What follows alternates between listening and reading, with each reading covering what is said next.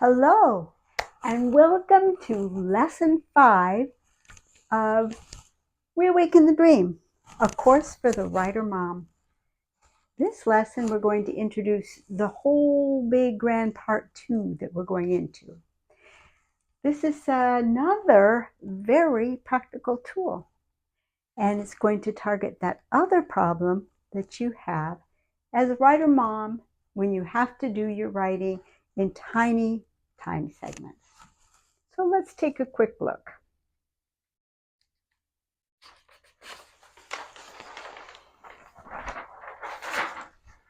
We covered, for 3 lessons, we covered the first practical tool, the note box. And we use that tool to tackle the first problem that you face as a writer mom. When you have to write in tiny time segments, how do you keep track of all the pieces and parts? How do you know when you've finished your character development, when all the scenes are written? And we learned that we could use a note box to track all of those pieces and parts. And we spent 3 weeks exploring that so that you would have the power of connecting threads. Now, instead of doing the normal review that I would do at this point, we have something really, really exciting. This week, we have an interview with novelist Victoria Crowder. And what's amazing about Victoria, she's one of us. She's in this course with us. And she is a novelist. She's written the first of a 3-set novel that are historical novels, and she uses a note box. It'll be really interesting to see how she uses her note box. You'll probably see quite a bit of similarity between what I taught and some differences, and including some really fun ideas that you might want to copy. She was a writer mom. Her kids are a little grown now, but I think you'll just love hearing from her. So look for that interview, and that will be your review for part 1 on the note box and the power of connecting threads, because she sure uses the power of connecting threads in her writing. You won't want to miss that interview. She's quite a charmer.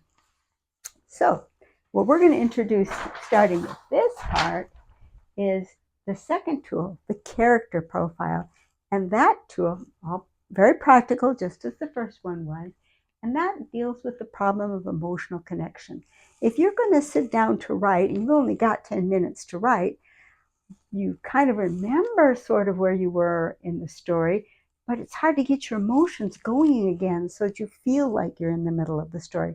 And if it takes 10 minutes to get your emotions going and you only have 10 minutes to write, well, that doesn't do you any good at all, does it?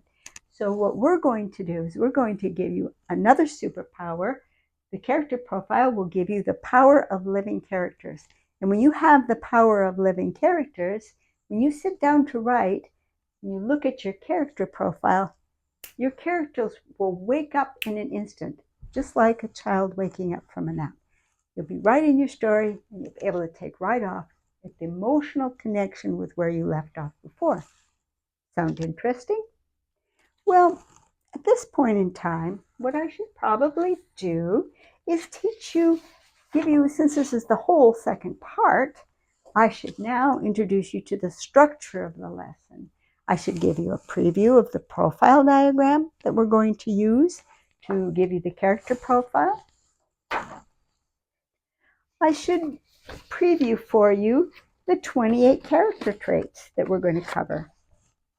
I should tell you, and I will, they come in 4 groups. I should name out the 4 groups, and I should show you where each of the character traits falls into the 4 groups. But I'm not going to do it.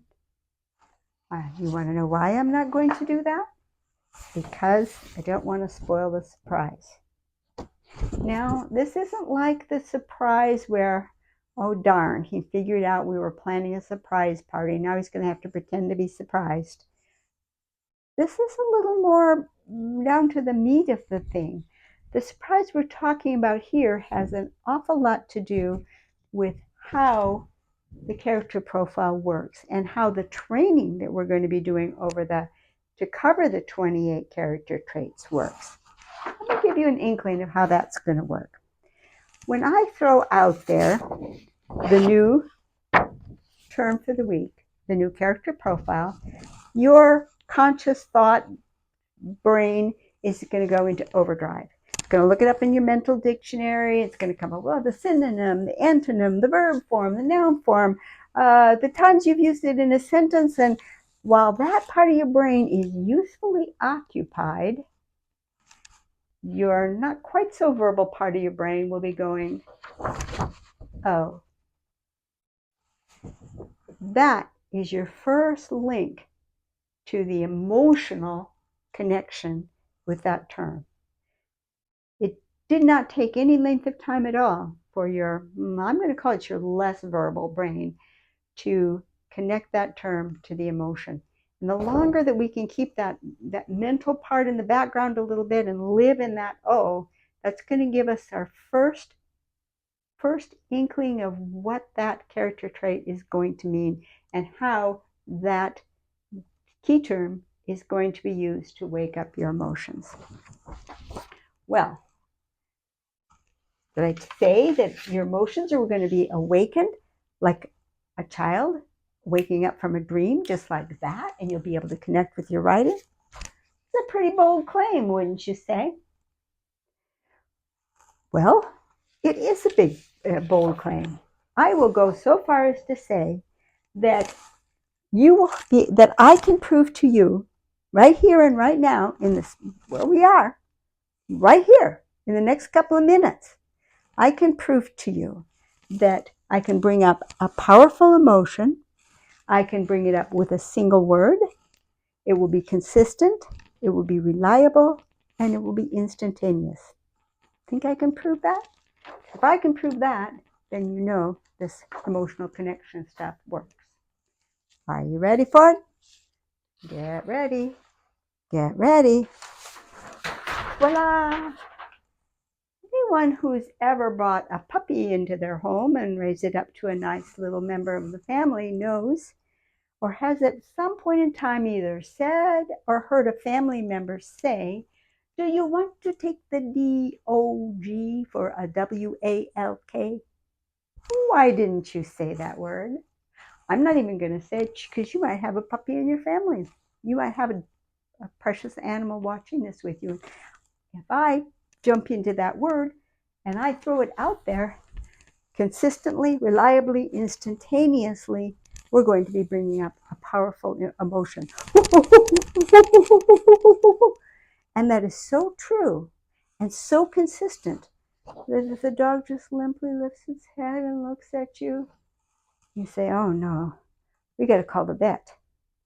That's how consistent, reliable, and instantaneous it is. Did I make my proof? Are you calling me a cheater? Wait a darn minute here. Cheating? Huh. No, I'm not cheating. Remember on that first class, I told you our brain, of course, we have our frontal cortex. That's what makes us human. We have our toddler brain. We have an animal brain. We have a lizard brain. We have all of that inside our mind. That dog brain is a part of our brain. And we are going to turn it into a service animal. Dogs are smart. They really are. We think they don't know words. We know they know words. They know words beyond walk, come, their name, all kinds of things. There are dogs that have been proven to have vocabularies up to 1,000 words. And we are going to teach our animal brain 28 words. That's not going to be an overly difficult task. So that is the fundamentals of why it's going to work. Well, we're going to be introducing some terms that we'll go into more, but I'm just going to throw out the idea right now just so you get used to the terms. There's a phrase, neurons that fire together wire together. And we're going to be doing some firing and some wiring. And then there's another word that we'll dive into a little bit more, even in this lesson a little bit, but more in the future, neuroplasticity.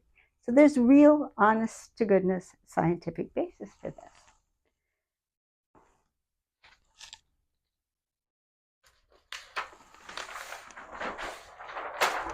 Ideas. An idea can exist in two different states in your mind. Everyone's had this experience. It's another situation that's just like the experience of the DOG and the WALK. We've all had this experience. You're in the middle of a conversation and there was something important that you were that you were going to tell someone that they really need to know about. And just as you were about to say it, whoosh, it vanishes. Darn, I forgot what I was going to say. And it was important too. Oh no, what was it? What was it? And then you go along in your conversation and the person you talk to will say a little something that will just be the tiniest bit similar. And you say, oh, I remember. Oh, I'm so glad I remembered because Matilda would have had a fit. She needs you to go here at this time. And then when you do this and this and this, she'll be so happy because it's got to accomplish before we die. Ba ba ba ba ba ba ba ba ba ba ba. The whole thing comes back in a flash. It's not like it doesn't come back in little bits and dribbles and pieces and you reassemble it. It's gone or it's back. Gone, back. Dormant, active. That fast. That's the kind of a thing that we're going to be talking about. Ideas can exist full blown, but in a dormant state.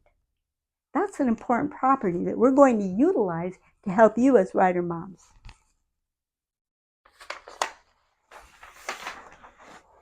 Well, if they can slip out of your mind that fast, what do we have to say about them? Ideas are fragile. This can even happen while you're working with an idea. You've got an idea in your mind, it's just exciting, you're just getting going to it, and you're just ready to write it down and capture what it was, and you try to pin it, and it goes pop. It's gone. All you're left are little pieces of like a plastic, like a popped balloon, little flat fragments. Oops, it's gone. Well, that's okay. Sometimes we lose them like that. It's not totally gone. What we're going to do is we're going to capture those fragments.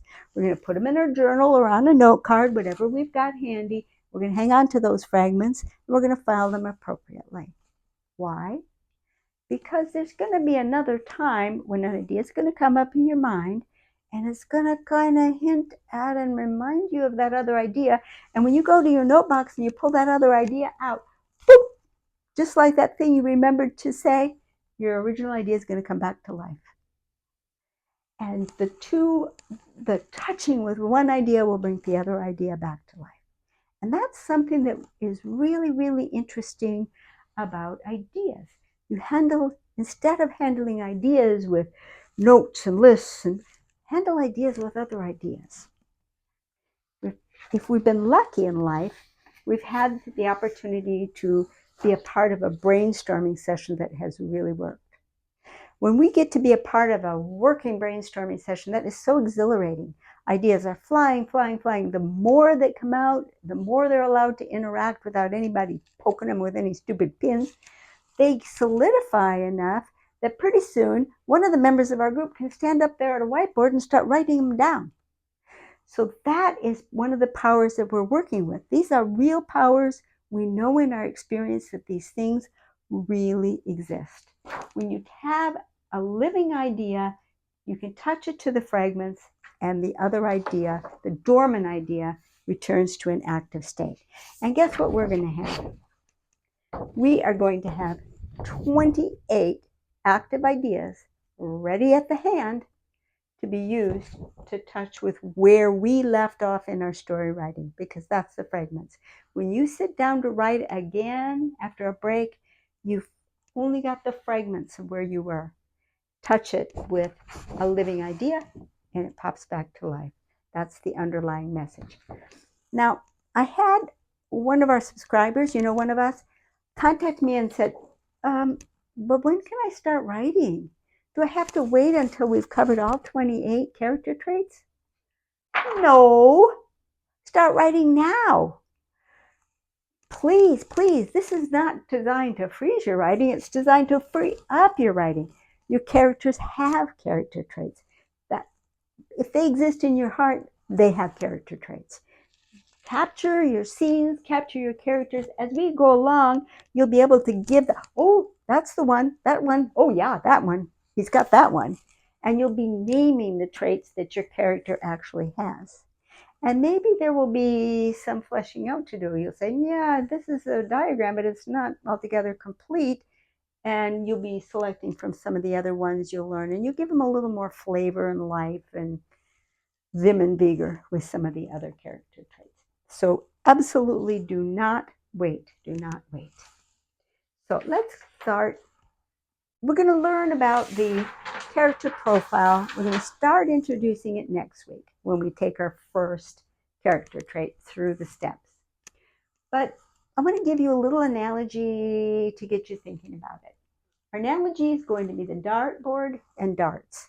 And it's an analogy, so that means it's going to be partly good, partly not so good. Well, what's going to work? Well, a dartboard is round, and the centerpiece of our character profile is round. Something works.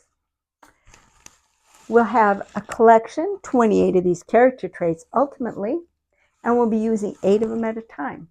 So that's kind of like taking darts out of a box of darts. So that kind of works.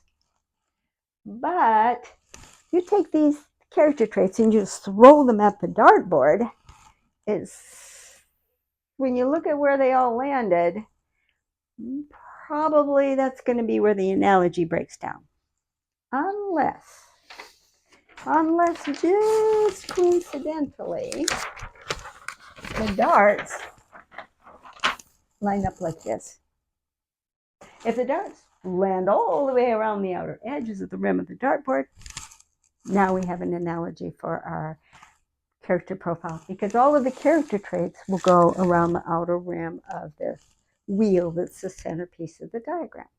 And as the coming very few weeks will show, each one of those positions has an effect, represents the role of that character trait in that character. It describes the character, the role that that trait has in their lives and in their decision making. That's part of the fun that we'll be getting into starting next week.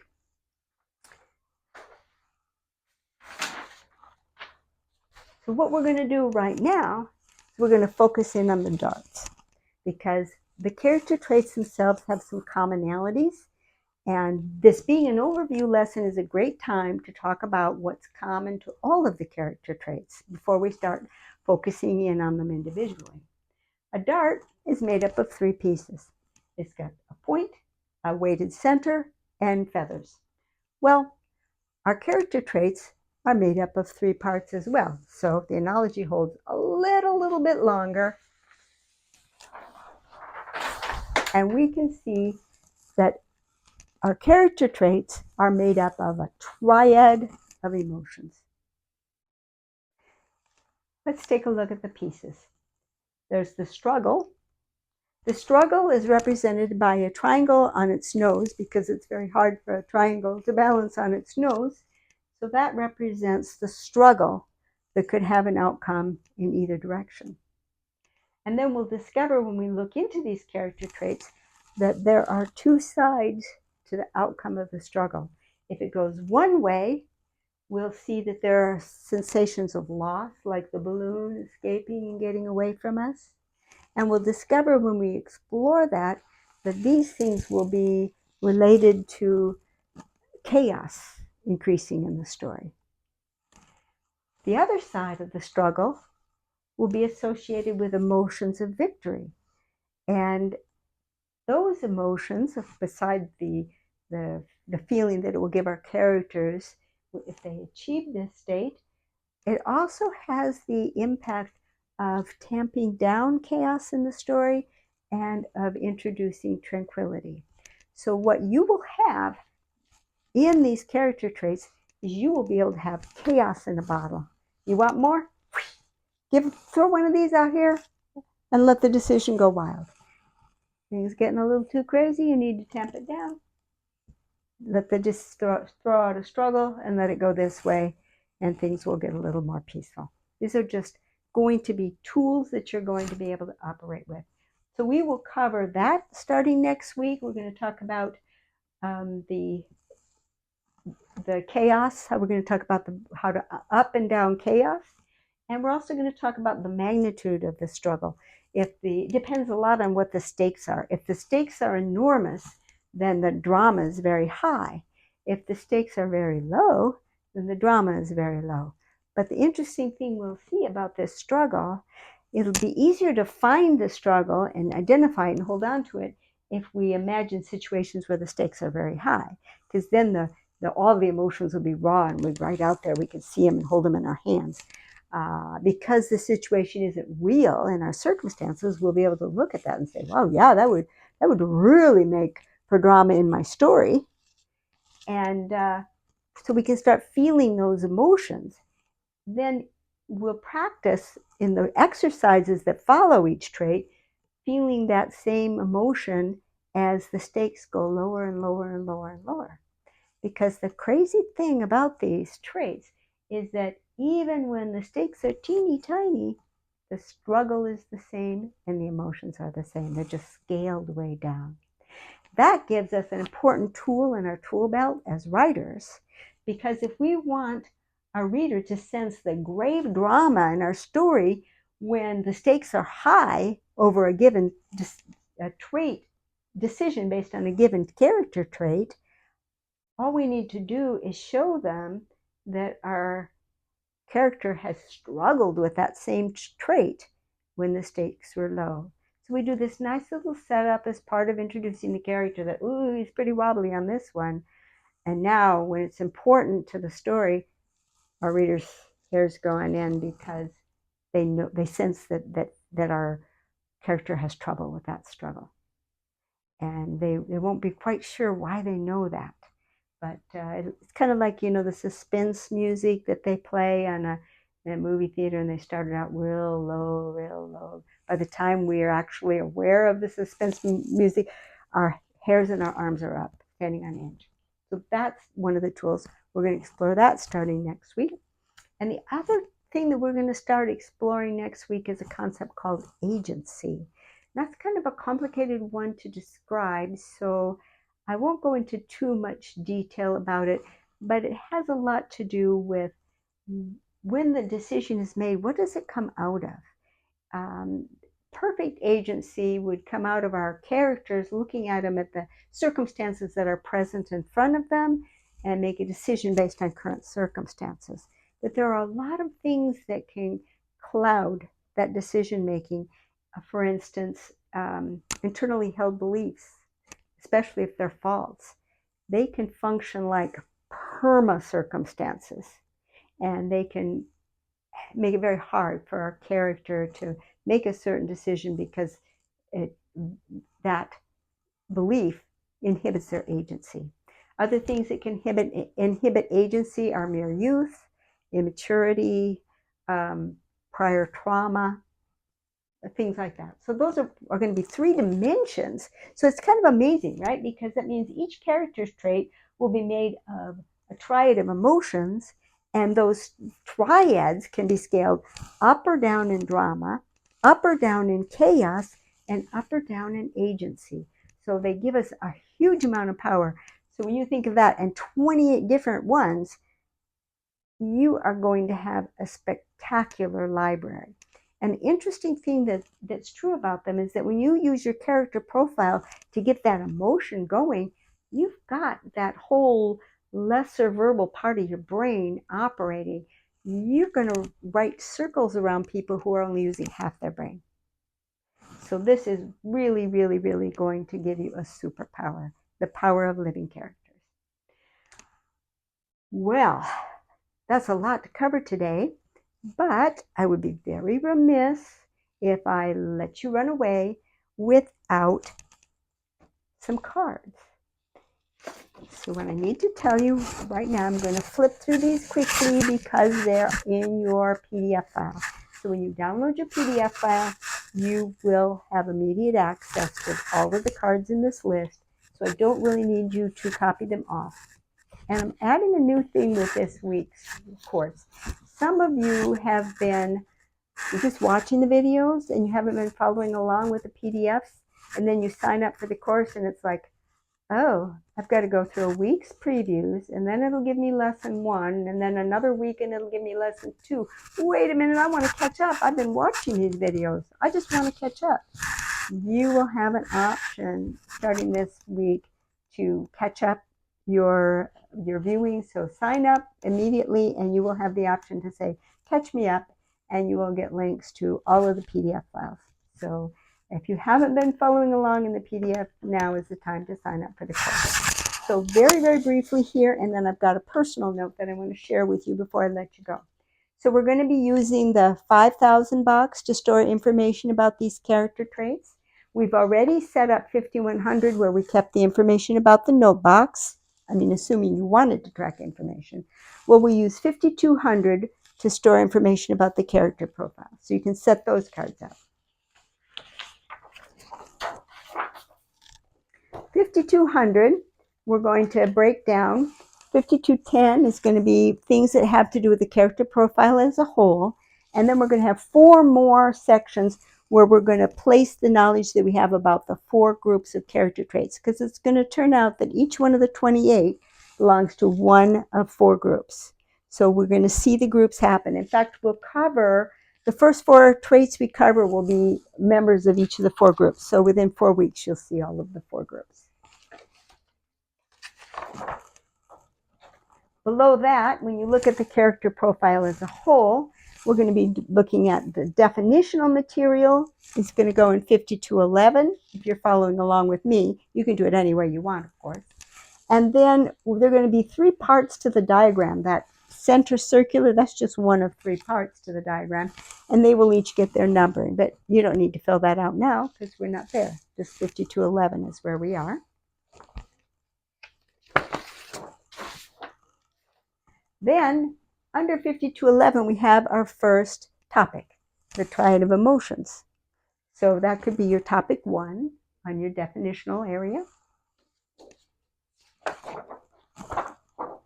So you could make your triad of emotions card, your neon card for triad of emotions. And then under that, you might want to put, how did the triad of emotions make you feel? Remember, this is main card now. I can't make your main cards for you. I can give you directories. That's fine. I can give you topics. I can't make your main cards. Only you can make your main cards. So what will you put on your main card, or main cards if you want to make more than one, about the triad of emotions? I leave that up to you. So I'm about to say goodbye, but I want to say one thing, because I keep getting requests like, well, when are you going to start charging?